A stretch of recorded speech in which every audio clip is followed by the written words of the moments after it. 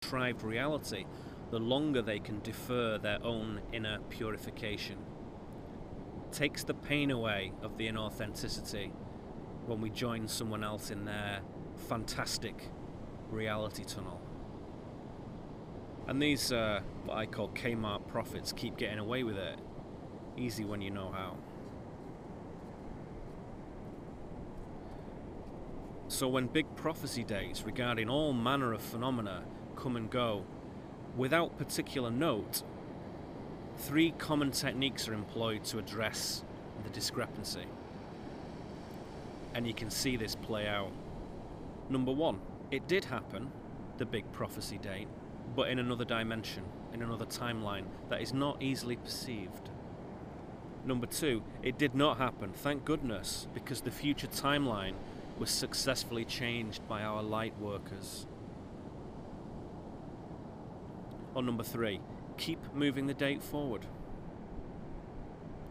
So all these tried and tested methods can be seen spinning around and around, over and over, fooling lots of people. And honestly, my patience for this kind of thing, I think, has finally run out. The last grain of sand has fallen from the glass timer, right? I can let a lot of things go, but not this. The control system death spasms are only going to be prolonged by having our own spiritual kinsmen pissing their prophetic specialness up the wall. Not good enough. Not good enough. Real discipline is needed for real power. Without that discipline, there is no power. And there's a common sense angle to being prepared for interruptions to our normal routines. So though the big end of the world date has come and gone at the time of this recording, there are mini apocalypses all the time. Anyone who has ever lived through a great social depression, or a war, or rationing of everyday resources, or earth changes, knows perfectly well that having some additional basic supplies stored close at hand is a very wise move. Simple things like that. It means that you won't be one of the chumps standing in line at Walmart supercenters or government distribution camps or FEMA handout stations or whatever, in the event of some huge social disruption. No, you will be able to choose to wait it out or move out or do whatever you want to do. The unprepared will not have the luxury of that selection. And I've experienced 3 of my own mini apocalypses here in the USA, each of increasing severity. First a blizzard and whiteout in Nebraska, then an ice storm in the mountains of Washington State, and finally a hurricane in New York, which you may have heard of. Safety, well-being, and essential supplies and resources and normal things of day-to-day living were all at risk, sometimes not even there. Everyone lived to tell the tale who was with me, but it was a taste of what can happen when the normal patterns of human operation are suspended.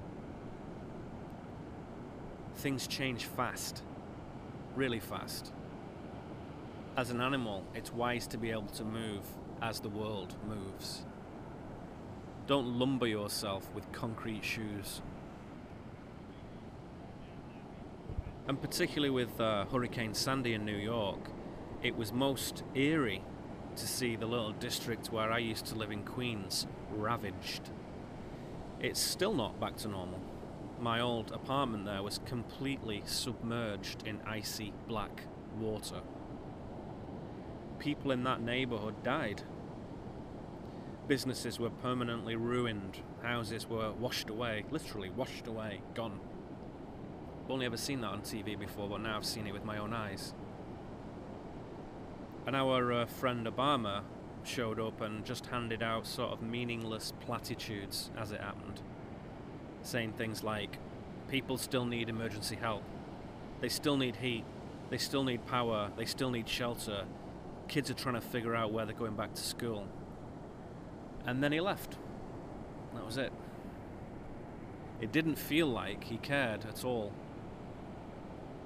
When you're in the midst of something like that, you can feel people who mean it and people who don't more than normal. Whereas Chris Christie, who to me looks like an extra from The Sopranos or something, the governor of severely impacted New Jersey, fared a lot better. He really seemed to give a shit and actually got things done. Anyway, I digress. The point is that even with a weather-related event like this, natural or synthetic, over 8 million homes in one of the most modern cities in the world were left powerless, literally powerless. Millions of lives and livelihoods will take years to properly recover.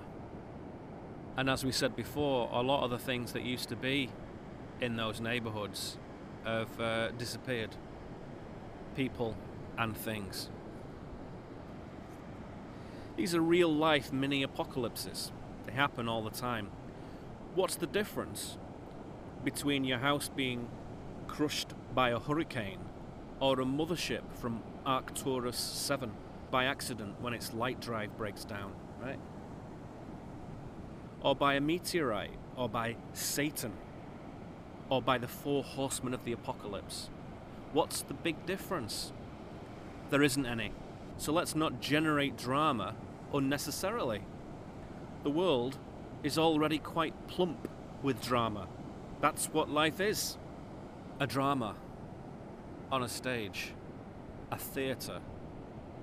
There are far too many for us to get our teeth into without us churning out a surfeit of new drama.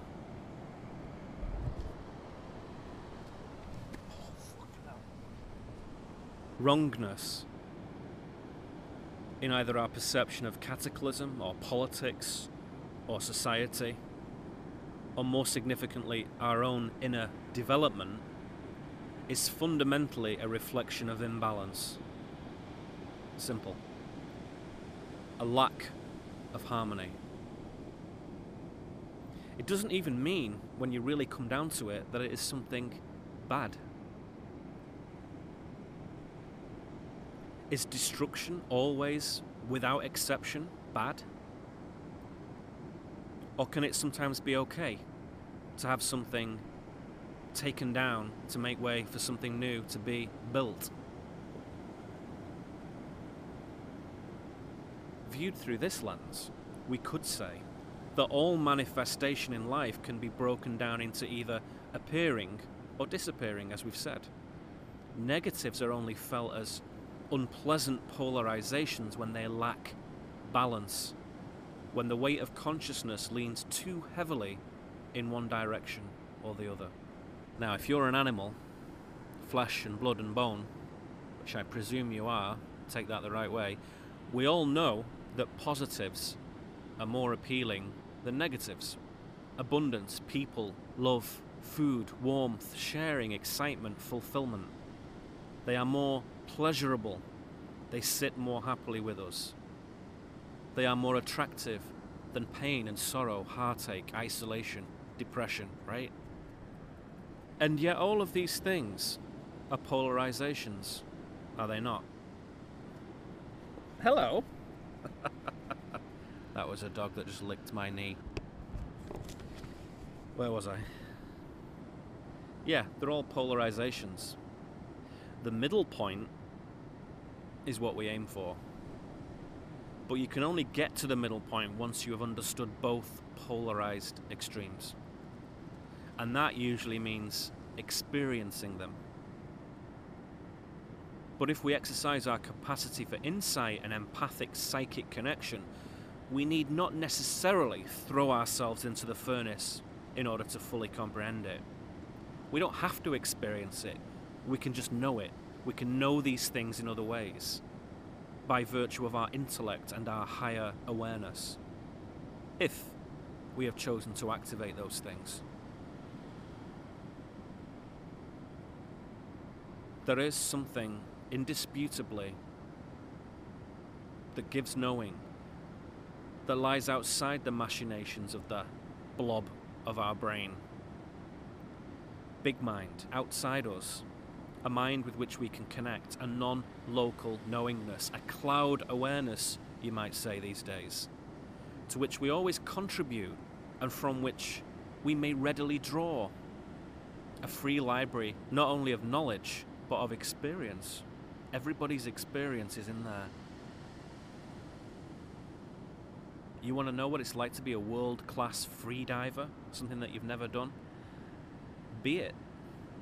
Be it from that big mind. See what that brings. But whichever way you look at it, you cannot be a wise man if you do not know sorrow. You cannot be a wise man if you do not know joy. And in our hearts, we want joy. We want bliss. We want togetherness. We want peace. But that is the animal speaking. Because those things are not credible destinations in themselves. They are things that accompany natural conscious evolution. They happen when we grow inside. We need not pursue them. In fact, the more we pursue them, the more they evade us. And even though this is the animal voice, we should honor it because we are animals. That is a critical part of our experience as humans. But there is another component to human consciousness that transcends the purely physiological desires of the flesh. And this other component doesn't exist here purely as a product of the brain. It is somewhere else. And when we walk this path, this mystical path, we make this pilgrimage, we begin to make contact with that other component. We begin to foster a relationship with it. And when we do that, all the rules change. We have to become multidimensional, not as an objective, not as some fancy metaphysical attainment, but as a necessity, because we are multidimensional. We are many things in many places at the same time. This is a great secret of the human experience. It is something that elevates us above just being the flesh.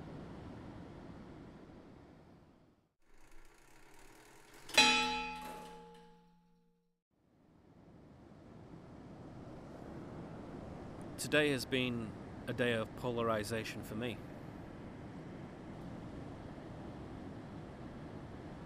I have looked into the animal nature, the negative, the aggression, the pain of deceit, the injustice of devious manifestations. But I have drawn more knowing from it. I see a little deeper each time I look at these things.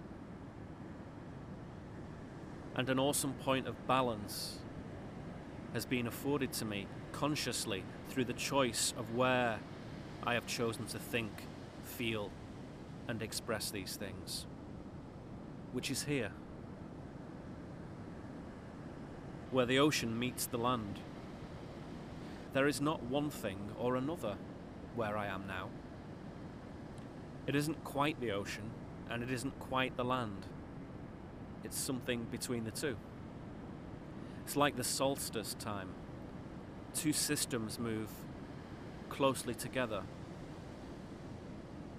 They intermingle.